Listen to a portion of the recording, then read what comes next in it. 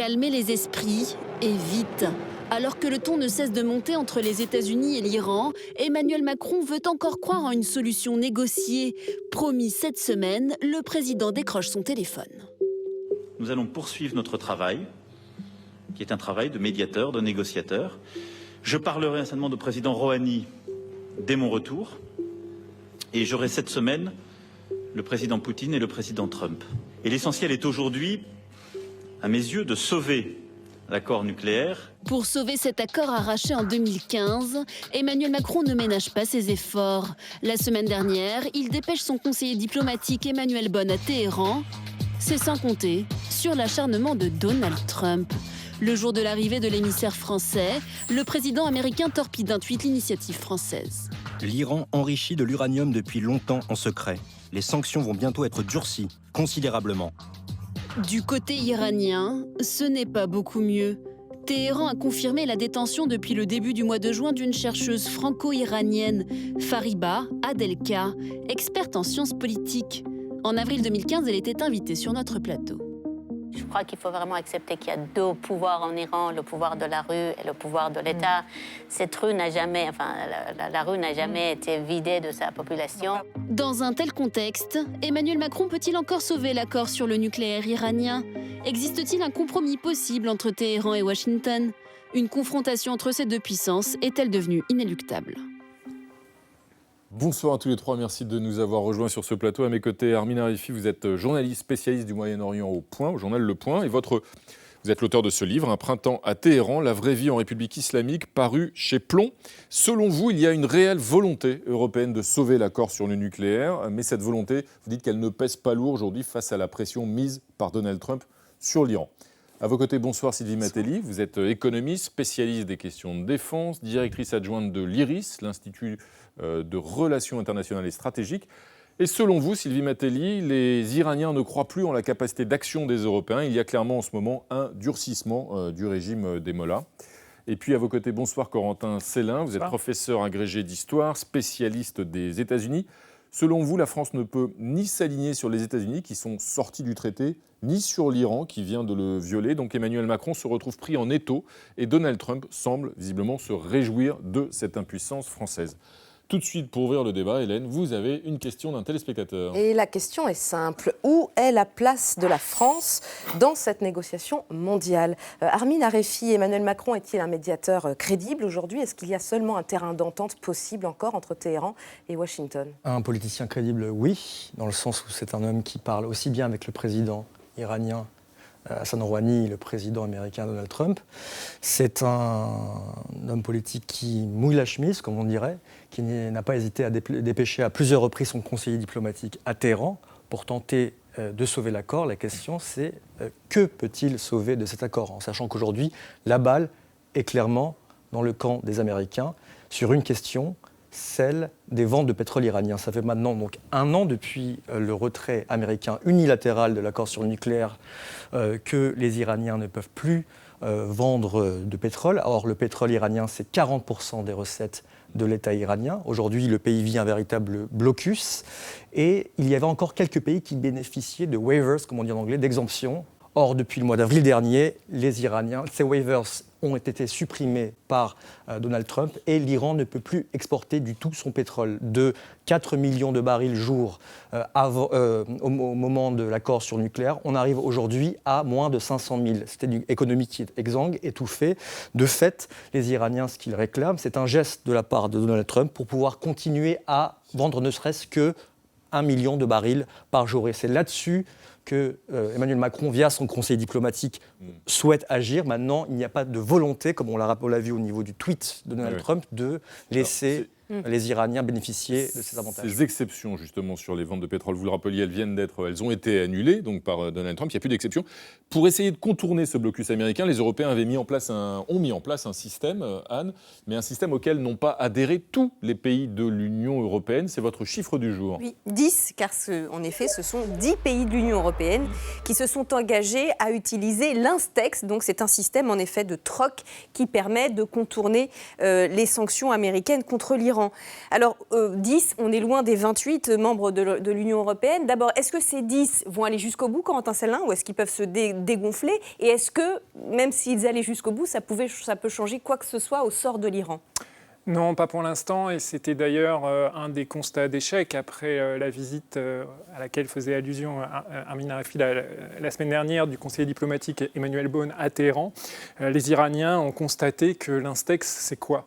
C'est faire du troc simplement sur de la nourriture, sur des produits humanitaires, et ce n'est absolument pas ce qu'ils veulent. Et par ailleurs, cet instex ne fonctionne pas vraiment. Il a été mis en place, mais il ne fonctionne pas vraiment en partie parce qu'il n'y a pas assez de pays. Donc, pour l'instant, ça ne change rien. Ce que les Iraniens ont redit la semaine dernière après la visite du conseil diplomatique du président Macron, c'est « nous voulons pouvoir échanger des produits qui feront tourner notre économie comme le pétrole, pas simplement de la nourriture et des produits humanitaires ». Donc, ce n'est pas suffisant. Sylvie Matelli, qu'est-ce que peut faire l'Europe en fait dans cette situation? L'Europe a pris une bonne mesure en lançant cette initiative. Simplement, elle souffre de... Ça prouve sa volonté, en fait, d'avancer. Elle est divisée, mais à la limite... L'Italie, par exemple, n'a pas adhéré à l'instex, alors que l'Italie est un des principaux clients du pétrole iranien. Complètement. Mais à la limite, peu importe. Déjà, ce mécanisme souffre de plusieurs handicaps. C'est que les Européens exportent beaucoup plus vers l'Iran que les Iraniens n'importent dans l'Union européenne. Donc, une compensation, ça suppose un certain équilibre, en fait, dans les échanges. Donc on se rend compte qu'il fallait bouger, qu'il fallait faire quelque chose. Moi, je crois que ce mécanisme peut monter en puissance dans les mois qui viennent. La Turquie a expliqué qu'elle était intéressée. On peut imaginer que la Russie ou la Chine ou un certain nombre de pays soient volontaires à rejoindre également. C'est une question de volonté politique et de signal politique. Aujourd'hui, la Chine est très absente de ce débat et finalement, et de cet échange et de ce soutien à l'Iran et à l'économie iranienne. C'est assez étonnant dans le contexte. Alors, du côté du régime iranien, évidemment, on a réagi, Anne, aux dernières déclarations, aux derniers tweets, aux dernières menaces de Donald Trump. Oui, et on écoute ce qu'a déclaré donc, le président iranien Hassan Rouhani le 14 juillet. On l'écoute tout de suite. Nous avons toujours cru au dialogue. S'ils lèvent les sanctions, mettent fin à la pression économique et reviennent à l'accord, nous sommes prêts à des pourparlers avec les États-Unis, dès maintenant et n'importe où. Donc il y a un petit côté dialogue de sourds. Comment on peut sortir de cette situation? Est-ce qu'il va falloir un moment en appeler par exemple à Vladimir Poutine ou à la Chine de Xi Jinping? Alors il y a quand même une différence par rapport à ce qui a été dit juste à l'instant. C'est que la Chine, effectivement, ne fait pas partie d'Instex.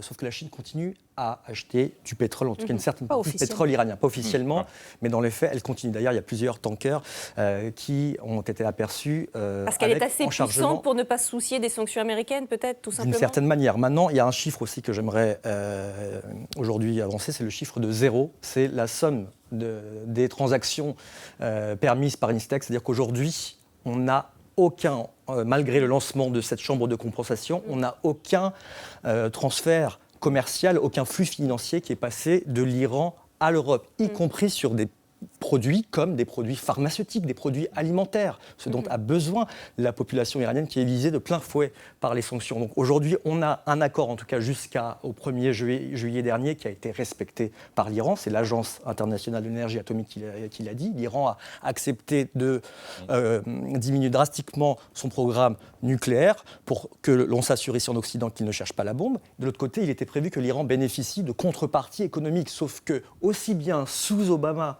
que sous Donald Trump, non seulement les Américains ont empêché les banques d'investir en Iran, mais aujourd'hui, elles sanctionnent le pays et créent un véritable blocus. Retour à ma question. Retour à votre question. Aujourd'hui, la balle est dans le camp des États-Unis. Donald Trump est-il prêt à accepter des exemptions sur le pétrole iranien, ce que demandent les Iraniens pour retourner à la table des négociations? Pour l'instant, on en est encore loin. Est-ce que se tourner vers la Chine ou vers Vladimir Poutine peut changer quelque chose dans le Oui, bien sûr, mais il faut être... Pour répondre à votre question, non. D'accord. Après le... Oui ou non? Merci. Après le... Plutôt non. Parce qu'Emmanuel Macron, il est tout seul aujourd'hui en scène. Oui, est-ce qu'il peut mobiliser la Russie et la Chine? Il y a eu un début de rapprochement, on l'a vu ces dernières semaines, avec la Russie. Et peut-être qu'il est dû au fait qu'il faut bien voir qu'Emmanuel Macron, qui n'a pas d'autre choix que d'essayer de faire vivre cet accord, de le mettre sous respirateur et d'essayer de le ressusciter. Parce qu'il en est signataire et parce qu'il défend aussi une certaine conception du droit international. Emmanuel Macron, il a été sans arrêt humilié, joué par Donald Trump. Dernier exemple, il envoie son conseiller diplomatique Emmanuel Bonne à Téhéran pour essayer de trouver un nouveau terrain de négociation. Et mercredi, au moment exact où Emmanuel Bonne rentre dans le bureau du ministre des Affaires étrangères de l'Iran, Donald Trump fait un tweet en disant « Non, je vais faire plus de sanctions ». Alors qu'on l'a vu avec la déclaration de Rouhani, la seule chose que demandent les Iraniens pour pouvoir négocier, c'est qu'on lève les sanctions. Et on voit bien qu'il y a quand même une façon de s'amuser un petit peu avec la diplomatie. Ce que Donald française. Trump avait déjà fait, je crois, lors d'une précédente médiation du Premier ministre japonais Shinzo Abe. Exactement. Là aussi, il avait tweeté de façon intempestive. Armin Arifi, on sait depuis hier qu'une franco-iranienne, une chercheuse franco-iranienne a été arrêtée en Iran, sans doute depuis le début du mois de juin. La France n'a toujours pas réussi à avoir de contact avec elle. Quel jeu joue l'Iran ici? Est-ce que ce n'est pas un peu une provocation? Est-ce que c'est pas un peu, finalement, pas très constructif, tout ça? Oui, mais le problème, c'est que vous parlez comme si l'Iran était s'il y avait un pouvoir vertical avec un président qui décide et des ministres qui lui obéissent. Aujourd'hui, en Iran, on a divers clans. Et clairement, ceux qui sont derrière l'arrestation de notre compatriote Fariba Adelkra. Il s'agit de Fariba Adelkra, qui est directrice de recherche à Sciences Po, que nous avions reçue d'ailleurs ici même sur le plateau de 28 minutes il y a 4 ans. Est-ce qu'on sait concrètement qui l'a arrêté? Alors, il apparaît que ce sont les gardiens de la Révolution, c'est-à-dire l'armée idéologique du régime islamique. Ils font partie des durs au sein du pouvoir iranien, proches du guide suprême à qui ils répondent directement. Évidemment, aujourd'hui, cette arrestation vient fragiliser le camp des modérés qui essayent à tout prix, au même titre qu'Emmanuel Macron, de sauver cet accord et fragilise également la France qui est engagée aujourd'hui dans une médiation pour sauver cet accord. Donc, il s'agit bien de durs. Aujourd'hui, les binationaux, il faut quand même rappeler qu'ils sont particulièrement exposés par la situation qui se durcit à l'intérieur du pays, qui est d'ailleurs une conséquence directe. Il y a eu beaucoup d'arrestations, il y a eu d'autres arrestations. Clairement aujourd'hui, parce que les Iraniens... La binationalité n'est pas reconnue. La binationalité n'est pas reconnue, donc dans les faits, aujourd'hui, toute franco-iranien comme les Fariba Adelkra, qui est arrêté en Iran, est considérée comme iranienne. Le problème, c'est qu'ensuite, les durs qui l'ont arrêté jouent exactement sur cette double nationalité pour faire pression sur le pays de l'autre nationalité, à savoir la France, et l'affaiblir dans le cadre des négociations actuelles. Parce qu'il ne faut pas se tromper, les modérés, ceux qui ont négocié et qui ont appliqué l'accord sur le nucléaire et qui les respectaient, c'est-à-dire le président Rouhani, son ministre des Affaires étrangères, Mohammad Javad Zarif, aujourd'hui sont considérablement affaiblis par ce qu'a effectué Donald Trump. C'est-à-dire qu'en quittant unilatéralement l'accord, c'est une claque terrible qui a été infligée au camp de la modération en Iran. Et clairement, aujourd'hui, les gardiens renforcent leur mainmise sur l'intérieur de la société iranienne et c'est aujourd'hui à notre compatriote franco-iranienne d'en faire les frais. Clairement, la stratégie de Donald Trump contribue à renforcer les durs au sein du régime iranien. Ce n'est pas la première fois que le régime iranien, d'une part, est l'objet de divisions internes et d'affrontements de concurrence interne, et puis aussi qu'il recourt à des arrestations pour faire pression. Je vous propose de remonter 9 ans en arrière avec notre archive du jour. Nous sommes en 2010 et déjà à l'époque, une Française, une étudiante, est détenue en Iran. Elle s'appelle Clotilde Reiss. On regarde. Elle a toujours été passionnée par la civilisation et la culture persane. À 23 ans, Clotilde Reiss finissait en Iran son mémoire de fin d'études. Le 1er juillet 2009, alors qu'elle s'apprête à regagner la France, elle est arrêtée à l'aéroport de Téhéran. La voici lors de sa première comparution en août 2009 devant le tribunal révolutionnaire. Elle vient de passer 47 jours en détention. Le tribunal l'accuse d'espionnage et l'assigne à résidence à l'ambassade de France. C'est là qu'elle se trouve depuis cette audience. Lors de l'élection présidentielle en Iran, Clotilde Reiss avait assisté à plusieurs manifestations en simple spectatrice. Les autorités l'accusent d'atteinte à la sécurité du pays. En fait, les Iraniens espèrent l'échanger contre cet homme, Majid Kakavand, un ingénieur assigné en France accusé d'avoir voulu acheter du matériel sensible. Et les Iraniens souhaitent également la libération d'Ali Vakilirad, l'assassin en 1991 sur le sol français de Chapour Bakhtiar, le dernier Premier ministre du Shah. Voilà, Clotilde Reiss, c'était donc en 2010. Anne. Oui, Sylvie Matelli, est-ce qu'il y a une relation singulière entre la France et l'Iran? Et si oui, d'où vient-elle? Est-ce qu'il y a une relation singulière? Il y a une relation compliquée, on va dire. Et d'ailleurs, dans l'accord sur le nucléaire iranien, quand les Américains étaient convaincus qu'il fallait parvenir à un accord, les Français ont été quasiment les derniers à rejoindre cet accord et à accepter de signer cet accord. Ils étaient extrêmement opposés à cet accord. Il y avait une difficulté de confiance. Il y a une relation économique qui a été très forte lorsque les tensions ont été assouplies pendant un certain nombre d'années, avec beaucoup d'entreprises qui avaient réinvesti, d'entreprises françaises qui avaient réinvesti en Iran et qui ont été obligées de quitter l'Iran. Donc c'est une relation compliquée, en dents de scie. Pour revenir peut-être un petit peu sur le durcissement lié au au retrait américain, il faut bien voir, et c'est à se demander si ça n'était pas aussi partie de la stratégie du président Trump, il faut bien voir que tout durcissement de sanctions conduit de fait immédiatement à un durcissement du régime. Et dans le cas iranien, on en a plusieurs exemples. Et je pense que c'est un pari qui a été fait par l'administration américaine, puisqu'on savait très bien que l'un des motifs avancés par John Kerry à l'époque sous Barack Obama pour aller négocier avec les Iraniens, c'est que justement ça donnait plus de poids aux modérés. Je crois qu'on est dans un jeu de dupes qui n'en est pas un en réalité, et tout le monde sait bien du côté iranien et du côté américain quelles sont les positions de l'autre. Donald Trump, de surcroît, dont il faut rappeler qu'il est en campagne électorale, donc il ne contribue sûrement pas à adoucir sa position. Mais il y a une autre région stratégique dans la région, Hélène, où les relations entre occidentaux et iraniens se durcissent, c'est du côté du détroit d'Ormuz. Oui, et les Américains sont sur le point de mettre en place une coalition militaire. Objectif, protéger les pétroliers qui traversent cette zone. Il faut dire que c'est un passage maritime stratégique entre, vous allez le voir sur la carte, d'un côté la péninsule arabique, de l'autre la Corne de l'Afrique, autrement dit un couloir pétrolier entre l'Iran et les Émirats arabes unis. Un tiers du commerce international de pétrole brut passe par là, ça veut dire à peu près en moyenne une quinzaine de pétroliers par jour. Or, depuis le mois de mai, 6 navires à l'entrée du Golfe ont été mystérieusement sabotés ou attaqués. On se souvient aussi du drone américain abattu par les missiles iraniens. Et pas plus tard que la semaine dernière, à en croire Londres, un tanker britannique a été bloqué dans ce détroit d'Ormuz par des navires iraniens, au point qu'une frégate de la Royal Navy a dû intervenir. Téhéran affirme de son côté que toutes ces attaques ne sont pas de son fait, mais en même temps rappelle que ce golfe Persique, eh bien, c'est chez lui et que les puissances étrangères n'y ont rien à y faire. Alors quand les Américains cherchent des alliés pour escorter les tankers dans ce détroit, si les pétromonarchies, Émirats arabes unis ou Arabie saoudite sont partantes, l'Europe, elle, beaucoup moins. Dans une interview donnée au Figaro avant le 14 juillet, le général François Lecointre, le chef d'état-major des armées, a temporisé. La France n'est jamais obligée, dit-il, de suivre un allié dans un conflit. On voit bien qu'engager des militaires dans cette zone, c'est aller presque directement au conflit ouvert. Corentin Sellin, est-ce que la France peut tenir longtemps sa position? Est-ce qu'il ne va pas falloir se résigner à l'idée au moins de choisir un camp? Elle pourra la tenir aussi longtemps qu'il reste un tout petit espoir de sauver l'accord de 2015. C'est-à-dire que pour l'instant, la prochaine échéance, c'est début septembre. Puisque c'est début septembre que la nouvelle entorse iranienne par rapport aux obligations de l'accord de 2015 arrivera à échéance. Et c'est sans doute aussi en septembre-octobre que, éventuellement, le Conseil de sécurité aurait à se saisir des entorses qui auraient été constatées de l'Iran par rapport à l'accord. Donc, jusqu'en septembre, il y a encore une fenêtre pour essayer de ramener tout le monde à la table de négociation. Mais au-delà, à un moment, il faudra bien trancher. Et la France est un allié des États-Unis et elle se retrouvera en tout cas dans une position extrêmement inconfortable. Mais évidemment, tout dépendra également de la situation. Si demain, c'était à la suite, par exemple, d'un accrochage dans le détroit, s'il y avait un embrasement, un incident qui entraîne un affrontement, là, la logique de l'alliance serait plus forte.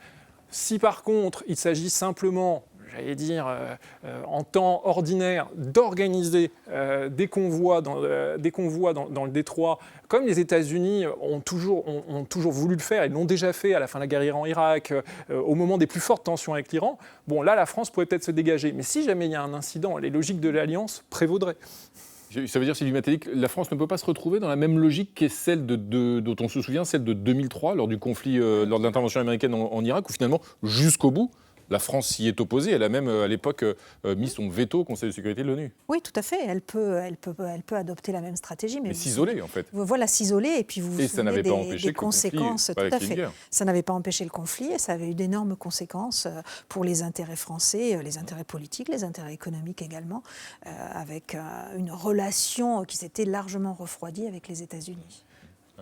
Est-ce qu'on peut aller vers des frappes, Amina Refi, là, dans les prochaines semaines? Les frappes, je ne sais pas, mais la guerre, certainement, on en prend le chemin depuis justement le retrait américain. Il ne faut pas oublier que c'est une crise, à mon sens, qui a été complètement orchestrée et créée par les Américains sous Donald Trump depuis qu'il s'est retiré d'un accord dont, d'ailleurs, on a appris, en tout cas d'après, c'est l'avis de l'ancien ambassadeur, le désormais ancien ambassadeur britannique à Washington, qu'il a été violé par les États-Unis parce qu'il avait été signé par Barack Obama et pas parce que l'Iran le violait. Vous dites on va vers la guerre, d'après les informations clairement, que vous avez, est-ce que les Iraniens s'y préparent? Est-ce que le régime iranien s'y prépare? Les Iraniens, bien sûr. Quand on regarde d'ailleurs la carte de l'Iran, on voit que l'Iran est quand même entouré de bases américaines. On a des Américains qui ont désigné, il y a de cela 3 mois, les gardiens de la révolution, donc l'armée idéologique du régime, mais qui fait partie de l'armée iranienne, qui en est une composante comme organisation terroriste, sauf que les gardiens de la révolution sont partout dans la région. En ce qui concerne le nucléaire, c'était justement une façon pour l'Iran de s'ouvrir au monde, de débuter une normalisation de ses relations avec le monde, sauf que cet accord n'a pas été respecté par les Américains. On était loin de le penser il y a de cela 1 an. Aujourd'hui, clairement, on voit que les Iraniens, depuis 1 an, ont adopté ce qu'on appelle une patience stratégique, c'est-à-dire qu'ils ont essayé justement de mettre la balle dans le camp des Européens pour voir s'ils pouvaient réagir, notamment avec Instex. Ça n'a pas été possible. Aujourd'hui, on voit très bien l'étau qui se resserre énormément autour des Iraniens et les Iraniens derrière de montrer les crocs pour dire notamment à l'administration Trump, attention, si vous voulez nous étouffer, cela ne se fera pas sans dommages collatéraux. Corentin Sellin, vous aussi, vous pensez qu'on va vers la guerre et est-ce que les Américains s'y préparent? Oui, alors je voulais juste préciser une chose. Le ministre des Affaires étrangères iranien, Zarif, est actuellement à New York, où finalement sa présence a été acceptée par les autorités américaines et il a donné une grande interview à NBC qui a commencé à être diffusée ces dernières heures et il a dit la chose suivante. Il a dit, mais pour nous, les sanctions, c'est déjà une forme de guerre. Nous sommes déjà en guerre parce que ces sanctions, elles viennent en dépit d'un accord que nous avions signé et négocié. Il dit maintenant, ça dépend des États-Unis que cette guerre ne devienne pas une guerre militaire que nous, Iraniens, nous ne voulons pas. Donc il renvoie la balle dans le camp des États-Unis. L'hypothèse de frappe militaire? Alors, c'est très compliqué parce que très clairement, Donald Trump a envoyé plusieurs signaux, et on l'a bien vu il y a quelques semaines, il ne veut pas de frappe militaire qui pourrait dégénérer, et qui pourrait dégénérer en des actions des Iraniens contre les intérêts états-uniens dans le Golfe, parce qu'on est en campagne électorale, parce qu'il a été élu sur la promesse d'America First, et donc il freine un maximum son conseiller à la sécurité nationale, en particulier John Bolton, et son secrétaire d'État Mike Pompeo, qui eux sont favorables à des frappes pour finir en quelque sorte d'achever le régime iranien. Ce sera le mot de la fin pour ce soir en tout cas, mais évidemment on continuera de surveiller de près la situation dans la région au cours des semaines et des mois à venir. Et puis, au plus tard, rendez-vous au mois de septembre, puisque vous disiez que c'était un nouveau rendez-vous inscrit sur ce dossier. Merci à tous les trois d'être venus, en tout cas, en débattre ce soir.